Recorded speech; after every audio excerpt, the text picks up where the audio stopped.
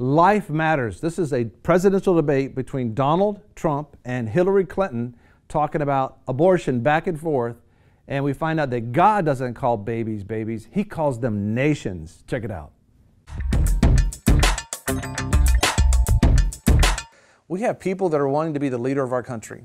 In a few days, we're going to make a decision over who is going to be the commander-in-chief over our country.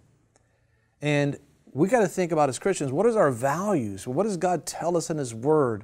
I mean, no matter what popular people are saying, we have to answer to God forever how we make that vote. And think about this, that life is so precious. God says, I knew you before I knit you together in your mother's womb. I knew you when I was knitting you together in your womb. When you have the baby Jesus inside the womb of Mary and baby John the Baptist and his mother Elizabeth, they're both in the wombs of their mother. And when their mothers are talking back and forth, John jumps inside of Elizabeth's womb because Jesus was alive in the womb of Mary. When you think about over and over again, I mean, it's just time and time again that it's nations. These babies are so important that God allows to be able to us to have as the human race. But yet they're actually talking about ending them. As a matter of fact, they're debating them now. I want to show you this baby that you're about to see. The mother was having a C-section, and the C-section is where they cut the mother and they cut the womb, and the baby's able to be birthed through her abdominal area that way. So the baby, when the baby came out, the baby was still in the amniotic sac, and babies are in this nice clear amniotic sac, how God created it. And inside that sac has the umbilical cord, and this baby's still getting nourishment from the mother while he's laying up on the mother's stomach. At the same time, while we're looking at this beautiful thing of life, because the baby doesn't even know it's out of the womb yet because he feels like he's still in the womb. You can see the baby right there. But at the same time, people who are wanting to be the leader of this country, they're debating whether this child should have life or not, whether this child's life would be ended or not. When you see this, you're going to think, there's just no way. But let's take a look.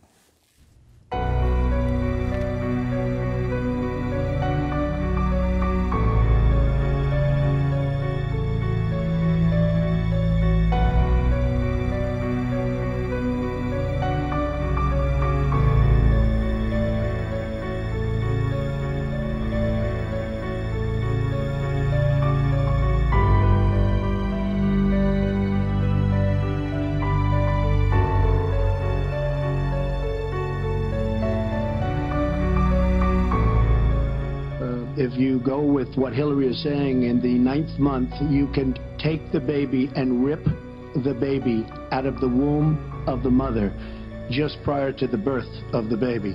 Now, you can say that that's okay, and Hillary can say that that's okay, but it's not okay with me.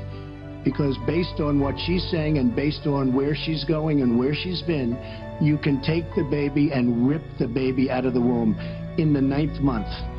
On the final day, and that's not acceptable. Well, that is not what happens in these cases, and using that kind of scare rhetoric is just terribly unfortunate.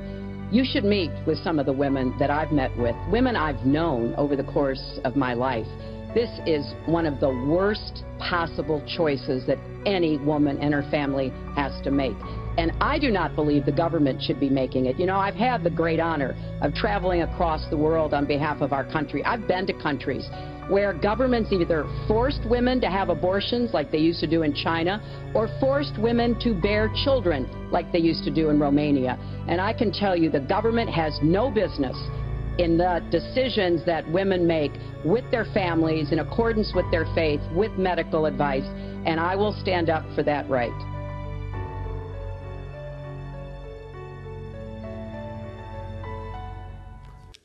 Who would have ever thought that it would be discussed as a political platform, the leadership of our country, that we would decide that we want to take that child's life? I mean, it's amazing. It's important to be able to say, you know what? You need to pray about who you're going to vote for. You need to think about this. Think about this between now and the election, whenever that is. Just open your front door of your house, open the back door of your house, and just leave it open. Go to sleep, wake up, never close it until the election. And then think about, how are you feeling? Are you feeling safe? Are you feeling secure? Do you feel vulnerable? It doesn't mean everybody outside's bad, but it means there could be one bad person out there, right? So what do you want to do? You want to be able to get up and just shut the door. There's so many people trying to argue the case about what you should do. And it's like, just shut the door. Some elections are about shutting the door on bad people and bad things and things that can happen. Just think of it that way, because it's so important to understand that. As a matter of fact, we're going to continue today, even right now, we're going to be talking about faith for our nation after this break. And we're going to continue understanding, why specifically that the platforms are so important in those that are wanting to lead our nation. It's so important for us to understand that, because life weighs in the balance. When we stand before the throne of God, when God says, what did you do with the life that I've given you? We're going to have to answer for every vote as an American. We have to answer for a vote. We cannot just say whatever we want to say. Thank you for watching VFNtv. If you like this video, give us a thumbs up. Also, if you want to see more videos like this, subscribe. A lot of people want to abide with the Lord, but they just don't have a plan to do it. You can request that plan today at iabide.org. Don't forget you can join us 24 hours a day, 7 days a week. Download our app and sign up for our newsletter, The Torch, at VFNtv.com.